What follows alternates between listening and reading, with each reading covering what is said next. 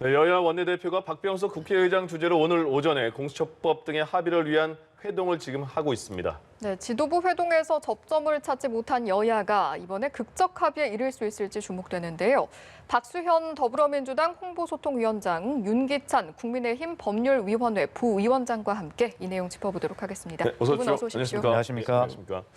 얼마 전에 박병석 의장과 양당 대표 간의 회동이 있었는데 거기서도 특별한 내용은 나오지 않았잖아요. 예. 이번에 7일이 이제 9일이 본회의 마지막 날인데 공수처법은 민주당에서 계속 할 것이다 이렇게 가장 중요한 사안 같은데 지금 보니까 박병석 의장과 원내대표 양당의 원내대표가 만나고 있다고 하거든요. 어떤 합의점이 나올까요? 원래 국회라는 데가 시간이 1시간만 있어도 네. 합의가 잘 안 됩니다. 예. 1시간 막바지까지 딱 차야 합의가 되지. 58분 정도에 되나요? 그래서 지금 아마 9일 날 본회의가 예정이 돼 있기 때문에 네.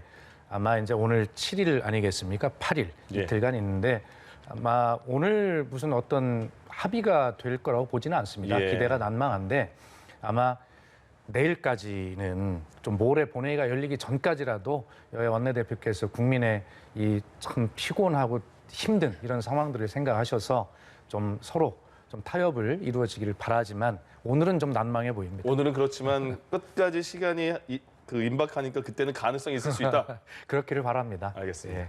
네, 쉽지 않겠지만 가능성이 있기를 바란다고 말씀을 그렇습니다. 해주셨고 예. 가능성 어떻게 보십니까? 저는 민주당이 어느 정도 양보하느냐에 따라 달려있죠. 그러니까 국민의힘 입장에서는 양보할 수 있는 여지가 상당히 적어요, 아시다시피. 네. 지금 추천위 구성 요건을 달리하는 개정안이기 때문에 예.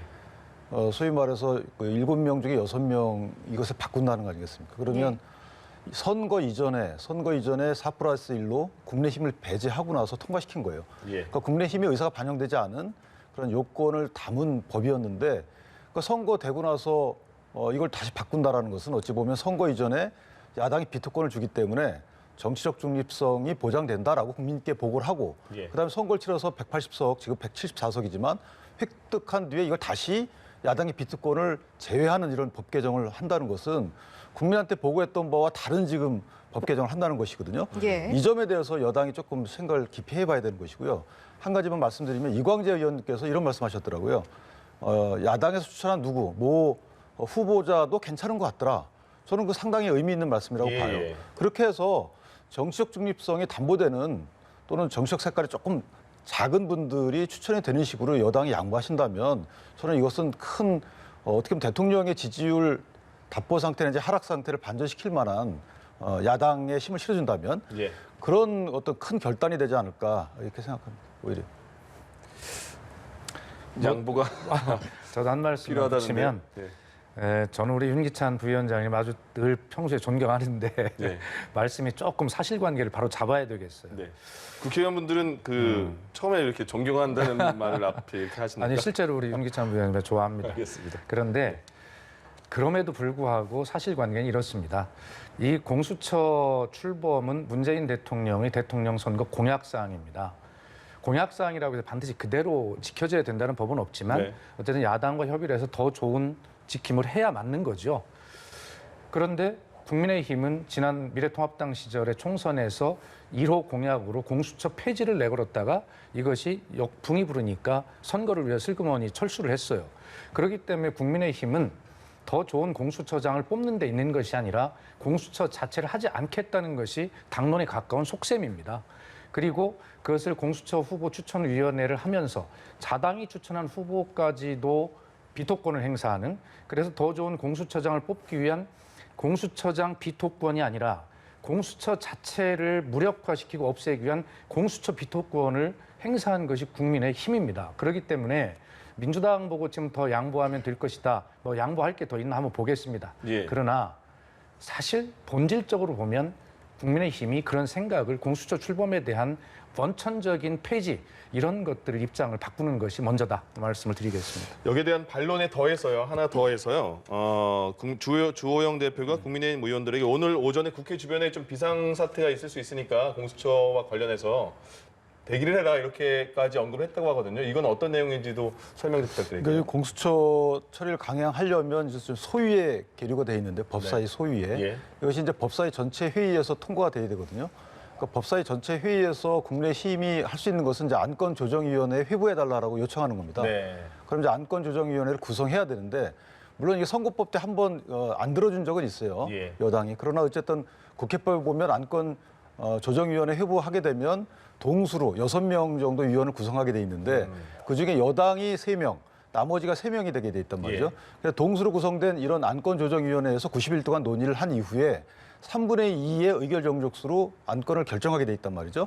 근데 이제 이렇게 이거 안건조정위를 신청할 것인데 네. 변수는 뭐냐면 이제 열린민주당이었던 거죠. 열린민주당의 김진애 의원님이 사보임 이후에 최강욱 의원님이 들어오셨어요. 그렇죠.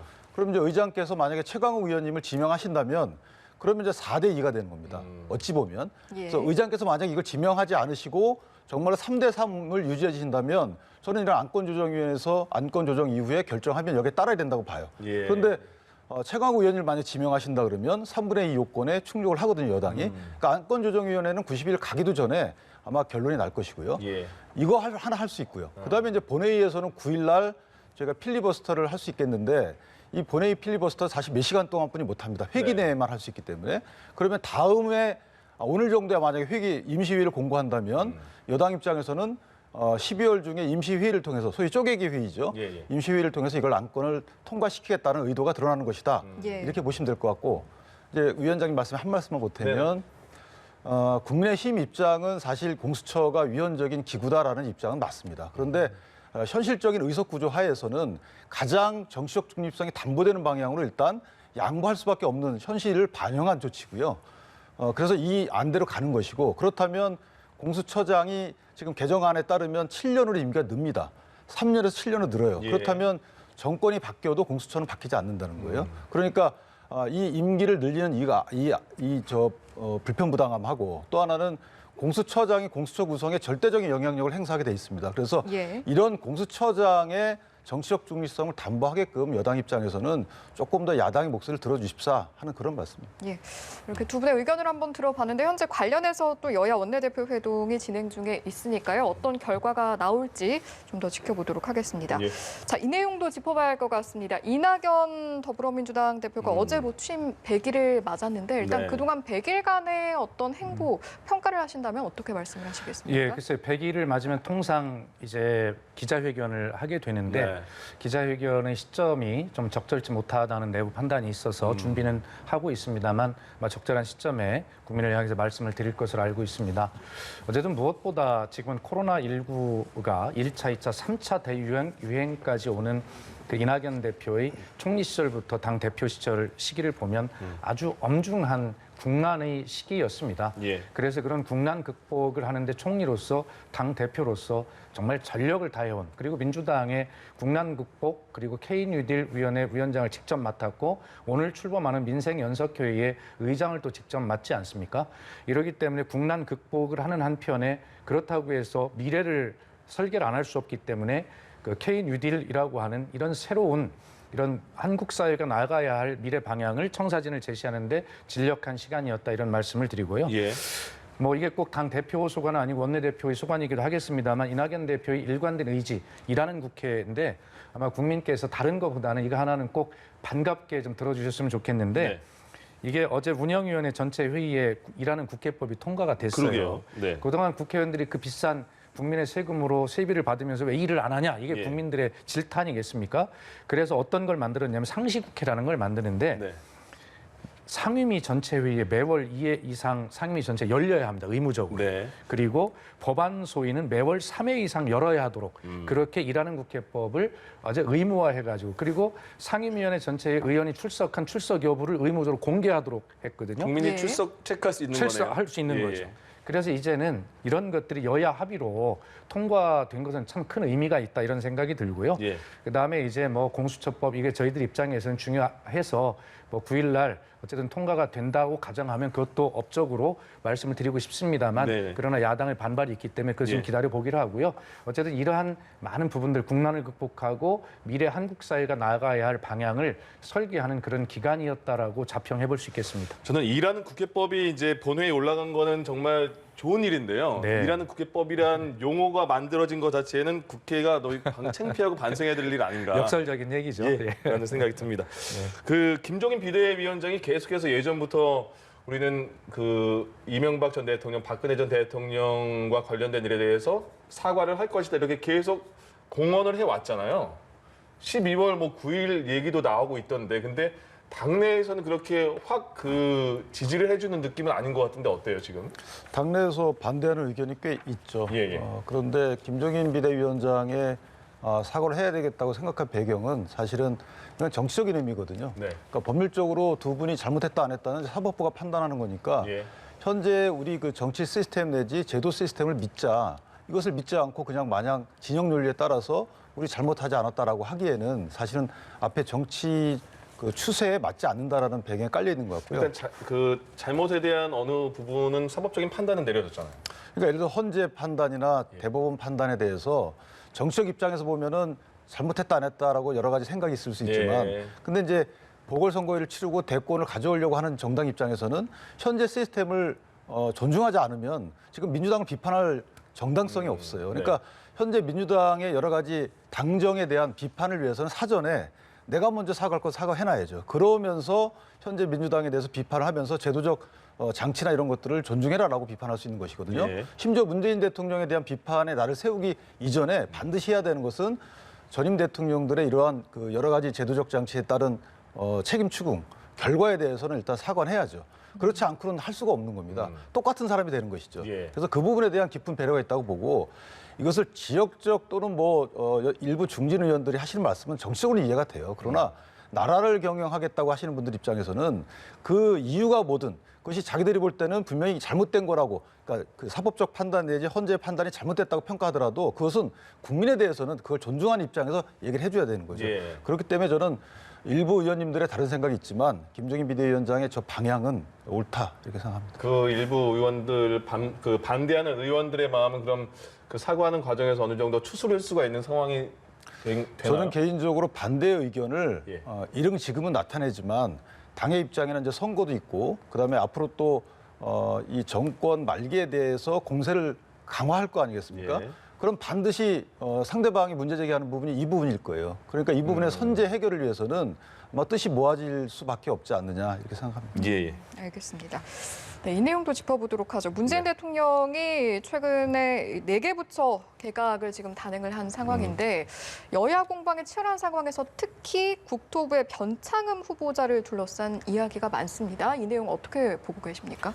예, 글쎄요. 뭐 야당의 공세는 뭐 충분하게 예상이 되는 것이고요. 특히 그 중에서 국토부 장관은 이 부동산 문제를 어떻게 해결할 것인가라고 하는 초미의 관심을 받는 분이기 때문에 더 이제 야당의 공세가 심하죠. 예. 지금 우리 윤 부위원장 말씀하신 대로 임기 말로 갈수록 야당에서는 공세가 심해서 자꾸 흔들어야 네. 집권의 기회가 오니까 예. 네, 그런 것인데 아마 이런 부분입니다. 그 변창흠 전 LH 사장 국토부 장관 내정자가 이 공급보다는 규제 중심의 어떤 그런 정책을 굉장히 선호해온 뭐 그런 흐름을 가지고 있는 어떤 후보자다. 그렇기 때문에 이 지금 부동산, 특히 주택 이런 문제를 해결하기 위해서는 공급이 핵심인데 그것이 부족하지 않냐라고 하는 그런 비판 같습니다. 예. 그런데 어떤 정치인이든 어떤 학자든 전문가든 어떤 한 문제로 이걸 풀 수가 없는 걸 잘 알고 있습니다. 예, 어떤 부동산이 폭등이 오면 그 지역에 핀셋 규제를 하든 어떻게 하든 간에 규제 정책을 도입할 수밖에 없는 것이고요. 그리고 전체적으로는 공급의 확대를 통해서 이 주거 안정을 이루어야 된다라고 하는 수요자의 어떤 주거 수요에 대한 안정을 이루는 이런 부분들이 두 정책을 동시에 병행할 수밖에 없는데 지금 변창흠 사장이 규제 위주의 정책을 가지고 있다라고 공격하는 것은 말 그대로 여당을 흔들기 위해서 하는 야당의 공세다 이런 생각을 말씀을 드리고요. 균형 있게 할 것이고 그것은 청문회를 통해서 충분하게 정책 검증을 해보면 될 것이다 말씀을 드립니다. 반론이 있을 것 같은데요? 그러니까 변창흠 후보자가 기존에 해왔던 말에 비춰보면 그런 우려가 있는 거예요. 네. 사실은 규제 위주. 그러니까 규제라는 게 수요를 억제하겠다는 것이거든요. 그러니까 공급을 통해서 주택시장을 활성화시켜서 서민의 주거 안정을 도모하겠다는 것이 아니고 예. 일단 투기 세력을 규제하겠다. 그리고 불로소득을 환수하겠다. 이런 개념으로 접근하면 소위 토지공 개념의 기초위에서 접근하게 되면 예. 지금과 같은 문제가 풀리지 않는다는 거죠. 그래서 물론 그 이후에 이제 공급을 중시하는 말씀을 하셨기 때문에 일단 기대를 합니다만은 기존에 해왔던 말씀에 따른 본인의 철학이 바뀌었으면 좋겠다. 예. 그리고 더 하나 보태드리면 청와대 입장에서도 이 경질이 아니다는 말씀은 저는 조금 부적절하다라고 봅니다. 그러니까 김현미 장관의 경질이 아니다. 그렇죠. 예. 예, 예. 경질이다라고 말씀하시는 것이 네. 국민들로 볼 때는 뭔가 바뀌겠구나라고 해서 이 주택 수요와 관련돼서는 심리도 중요하잖아요. 그러니까 뭔가 기대 심리를 좀 부추길 필요가 있다. 그런 예. 측면에서 보면 청와대 이번에 인사 배경 설명에서 경질이 아니다라고 하신 말씀은 예. 조금 성급하지 않았나 이렇게 생각합니다. 이게 바로 또 홍보소통위원장님이시니까 예. 김현미 장관 경질이 아니다. 네. 마지막 소임을 다하고 내려온 거다. 근데 경질이라고 언급하는 게 국민들한테 더 이렇게 다가가지 않는 표현이냐 어떻게 생각하세요? 글쎄요, 뭐 그 부분은 뭐 저도 일부 동의를 합니다. 어쨌든 설사 내부적으로는 동일하지 않더라도 국민의 눈높이에 맞는 말씀으로 국민들 마음을 좀 어루만져 주실 필요가 있을 때는 그런 말씀을 하는 것이 정치다 저는 그렇게 생각하거든요. 네. 어쨌든 저는 뭐 제가 국토교통위원이었고 국회의원 때 부동산 TF 여야정 TF의 간사였기 때문에 이 문제를 예. 남다르게 바라보고 있습니다만 제가 원내 대변인 할 때 박근혜 정부의 부동산 정책을 왜 28번씩 발표해도 이렇게 효과가 없냐라고 저도 비판을 했었어요. 예. 그 거꾸로 보면 어느 정부든 정권이든 간에 부동산 이 대책에 대해서는 사실 서로 머리를 맞대야지 뾰족한 수가 없어요. 예. 왜냐하면 부동산 정책, 주택 정책은 장기 대책이 굉장히 중요하거든요. 그렇기 때문에 공급이 중요하다고 하면서 이명박 정권과 박근혜 정권에서는 왜 수도권의 택지 공급을 그렇게 하지 않았습니까? 그렇기 때문에 지금 문재인 정부에서 이 공급할 택지가 부족하니까 지금 부랴부랴 좀 만들고 있는 것이거든요. 그렇다고 해서 저희가 집권하고 전 정권 탓하는 거 절대 아닙니다. 그만큼 장기간의 문제이기 때문에 서로 내 탓하지 말고 이렇게 서로 모여서 서로 머리를 맞대야만이 이것이 될 수 있다. 이런 것이라고 저는 생각을 하거든요. 예. 아마 김현미 장관의 그런 정책도 여야 누가 해도 택할 수 있는 정책 매뉴얼 안에서 다 들어있는 것이에요.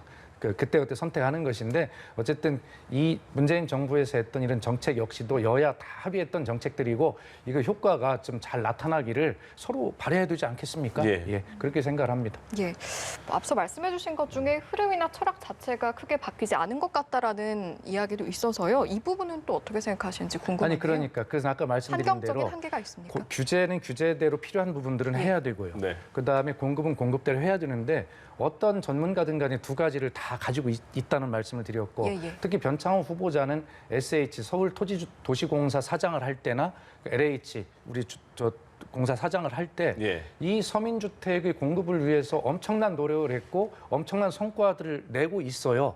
그렇기 때문에 그런 청문회를 통해서 아마 야당에서 변창흠 사장의 공급 부족 철학 이런 것들을 공격하려면 변창흠 사장이 SH, LH 사장으로 재직 시에 했던 공급의 자료를 잘 따져보고 해야지 그렇지 않고 그냥 공격하면 예. 아마 되치기 당할 수도 있다는 말씀드립니다. 일단 뭐 서울 SH 사장 때 했던 부분이 일부는 또 실험적인 부분도 있고 해서 저도 눈여겨볼 만한 네. 점도 있는데 어쨌든 예. 그 정책은 분양률이 낮아서 실패했다는 평가도 받는 거고요. 또 하나는 제가 변 후보자께 꼭 드릴 말씀 있는 것은 네. 이게 물리적 공급도 중요하지만 주택 임대차 주택 시장에서 흐름을 좀 봐줬으면 좋겠어요. 네. 예를 들면 지금 A 지역에 6년간 붙박이로 사는 것이 꼭 임차인을 위한 것이냐라는 것이 아닐 수도 있거든요. 임차인들은 각기 직장이나 학령 나이에 따라서 4년 내지 6년 단위로 계속 돌아다녀야 되는 부분도 있어요. 네. 그러니까 일부 지역에 오랫동안 하게 하는 것이 임대차의 원활한 공급을 위한 정책이 아닐 수도 있거든요. 이 점에 대해서 그 임차인들이 진짜 원하는 그 흐름, 예. 주기 이런 것들에 대해서 좀 면밀한 검토가 필요하지 않을까.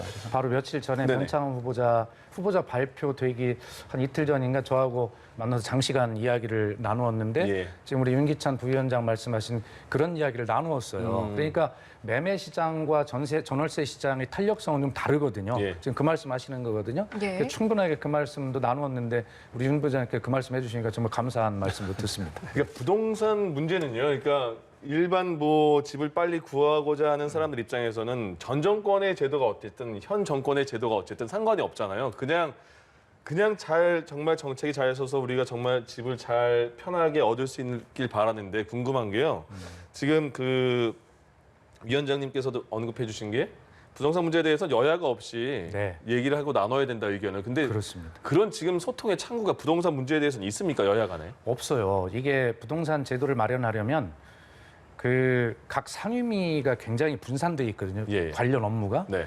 그렇기 때문에 상임위를 거쳐서 이 문제를 여야 논쟁을 통해서 해결하고 올라오려면 시간이 걸려요. 예. 그렇기 때문에 19대 때 저희가 그때는 야당이었어요. 박근혜 대통령 때인데 그때는 여야 정 TF를 만들어 가지고 한 번에 한 단위로 논의를 해버렸거든요. 예. 그래서 빨리빨리 대책을 할 수 있었어요. 그래서 제가 늘 방송에 이 자리 나와서 여러 차례 주장했는데 이 문제를 자꾸 내탓만 하지 말고 예. 손가락을 좀 접어서 나도 가리켜 보면서 예. 서로 머리를 맞대야 될 문제다. 그럼 그 자리를 좀 예. 만들어 주세요. 그래서 그걸 제안하는데 말을 잘 안 듣더라고요. 상대당이. 아니 뭐 저희도 그렇고 아, 예, 서로가요? 알겠습니다. 그러면 어떻게 생각하세요? 머리를 서로 맞대면 서로가 서로에 대한 정책에 대해서도 그렇게 많이 뭐 비판하지 않을 것 같고 우리의 의견도 들어갔으니까 부동산 문제에 대해서는 굉장히 많은 그 국민들이 민감해하잖아요. 주로 이제 그 정권을 잡은 쪽에 대해서 비판 위주로 하죠. 네네. 근데 그것은 또 정권을 번갈아 잡게 되는 가능성이 크기 때문에 이 부분은 당내 TF도 TF지만 말씀하신 대로 국회 차원의 또 특위 활동을 할 필요가 있고요. 예.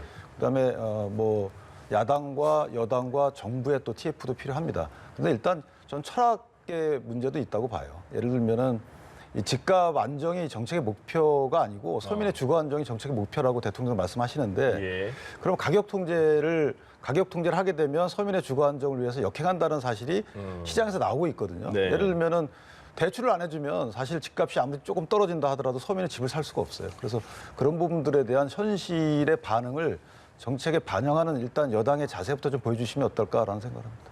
예, 알겠습니다. 두 분 말씀은 여기까지 듣겠습니다. 지금까지 더불어민주당 박수현 홍보소통위원장, 윤기찬 국민의힘 법률위원회 부위원장과 함께했습니다. 고맙습니다. 고맙습니다. 예.